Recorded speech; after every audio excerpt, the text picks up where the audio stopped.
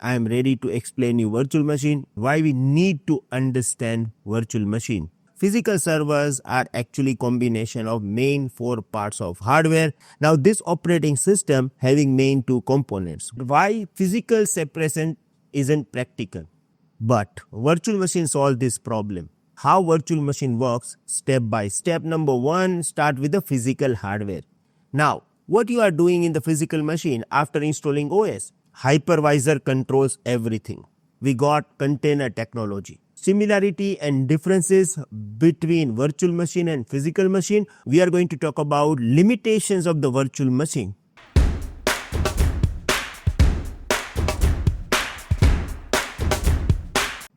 Hello and welcome to CloudFolks HUB. My name is Bhavesh Atara and you are learning ECS. You know there are two ways to learn ECS. First, you are just going to get high level overview. You are learning only all the points which is related to the specific exam.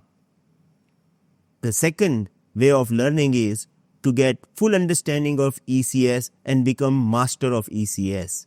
Now the second way is giving you two advantages. One, it will help you to pass exams as well as it will help you to clear interviews as well, because our ultimate goal is to pass the exam and get job by passing the interviews as well. We are choosing second way, and that's why we are going step by step to understand ECS. Now we want solid foundation about container technology first, and then if we are going to learn ECS, it would be very helpful. As you know that during last video, Ray explained everything related to the physical machine and virtual machine to Leo. Today, Leo is eager to talk about differences and similarity between virtual machine. So let's join the conversation. Leo, our builder, our founder, just call Ray, and he said that today you are going to explain me about the differences and similarity between virtual machines. So I'm eager to learn about it. Please start. Ray said that definitely we are going to talk about this. I want to start with the first point, physical versus virtual machine. We are going to talk about differences between them and similarities between them. We'll also talk about virtualization is actually a big revolution. So why we are calling it as a big revolution. Now, Ray is going to explain us. Let's understand physical versus virtual machines. We are going to talk about this with the differences and similarities. I'm going to start with the differences. Now, if you look at this, you will find out the architecture of physical machine. Let's say that if I have three applications, for example, learning app, support app and enrollment app. I want complete isolations between this app. So I want to use physical machine. Now if you are going to use physical machines, you have to set up three physical machines. Why? Because if you are using physical machine, you can only install one OS into the one machine. If you are going to install all the three apps into the one machine, it will create problem for you that we already discussed in chapter number 1. And we understood that the enrollment app consumes all the resources, and because of this, our entire EC2 goes down. So if you want complete isolation, you have to run them into the different system, different operating system. And in the era of physical world, it is not possible because you cannot install multiple operating system into the single hardware. So that's why you have to purchase three hardware. If I'm going to talk about physical machine, there is no hypervisor involved, and the kernel, which is a part of operating system, having full control on the CPU, RAM and disk. Now, in the virtual machines, we have different story. Here, we are using hypervisor.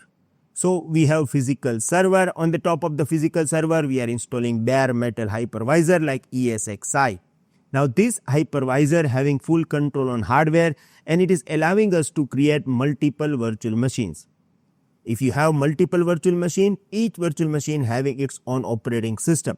If you look at this kernel and application layer are actually part of operating system. So here I have 3 virtual machines on the top of 1 physical server because of hypervisor, and hypervisor is responsible to provide virtual hardware to all these virtual machines. Here the advantage is we have multiple guest OS share the same real hardware, CPU, RAM and disk are sliced virtually, right? So if I am going to talk about the differences in the physical machines, you cannot install multiple operating system on a single hardware. If you have multiple application, you have to purchase multiple physical servers. In the virtualization or in the virtual machines, we have this advantage that we can install multiple operating system on the top of physical server. So if I have 3 applications, I just need to have 1 physical server and I can create 3 virtual machines on top of this to completely isolate them from each other. Now, these are like a differences. If I am going to talk about similarities, both have full operating system. Now look at this. Application layer and kernel is a kind of components of operating system. So if I am going to talk about virtual machines, I have full operating system. If I am going to talk about physical machine, application layer and kernel is also there. So it is similar that we are using full operating system in both environment, in the physical machine or in the virtual machine. Both have kernel and kernel to manage hardware. Both have application layer to run apps. Now kernel and application layers are actually part of operating system. Both runs application safely about the OS. To a user or developer, both feels like a real independent server because both are having their complete full stack operating system with the kernel and application layer. So these are like a similarities, right? Now, if there is similarity, why we are saying that virtualization is big revolution? Now to understand this, we have to understand the era before virtualization and era after virtualization, right? Before virtualization, if you have 1 physical server is equals to 1 operating system, and 1 operating system equals to huge waste of CPU and RAM, means compute resources. You are not able to utilize 100% resources of your physical machine. And in this case, you have to have multiple physical servers as well. Now, after virtualizations, if we have 1 physical server, based on the capacity, we can install multiple virtual machines. We can use hardware efficiently. We do not need to purchase multiple physical server. It is led to the cost saving because we have only annual maintenance contract of 1 server. We do not need to provision space into our data center, no electricity bill for multiple servers.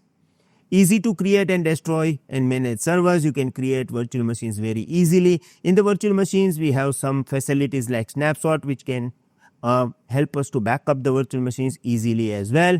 And yes, virtual machines also provides complete isolation like physical machines. So we do not need to waste more money for the computer hardware. This idea gave us birth of the cloud platform as well. As you know that if you are using AWS cloud platform, we are using EC2, which is the most popular service from AWS, is providing you kind of virtual machine. And same way we have this kind of virtual machine specialty for Azure and Google cloud platform as well. So nowadays if we are using cloud, one of the main reason is we have virtualization technology available. So that's why we are saying that because of virtualization we have cloud, and virtualization is actually big revolution. Now, Ray explained everything to Leo. Now just let's talk about what is understanding of Leo. Wow, Ray, that's really sound like a game changer. Virtualization truly solved many big problems. As per this conversation happening between Ray and Leo, we thought like, okay, virtualization is like good and it is really game changer. And Leo is also thinking like same.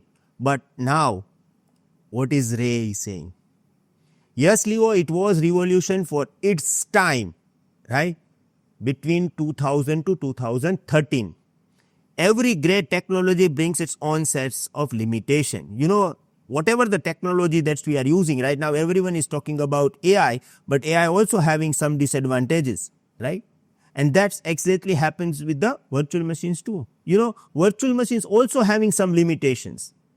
Now what Ray is doing, let me explain the pain points people started facing after the wide adoption of VM.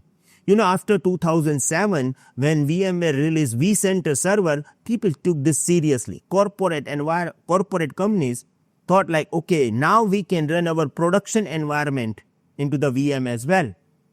Now, what is this vCenter Server? That we will discuss in upcoming days. But after 2000, when people started using virtual machines in production environment, they also found some limitations. And you know, Ray is going to explain you all these limitations over here. The first limitation we have, heavy resource consumption. Sorry to interrupt you. I know you guys are enjoying our video a lot because our final ultimate goal is Solution Architect Certification exam. To reach the destination, we required full videos. Path number 1, our 6-in-1 program. Our 6-in-1 program include all prerequisite skills which is needed as a cloud engineer. It include 24/7 support, lifetime update, section-wise practice test, full course practice test with tips and tricks by Bhavesh Atara, how to do exam preparation course, weekly lifetime live session with Bhavesh Atara, and 6 AWS project with documents. Path number 2, you can enroll by paying 499 and get Hindi and English, both the languages, videos of AWS. The choice is yours how to create your success story by choosing best one. Best of luck. Thank you.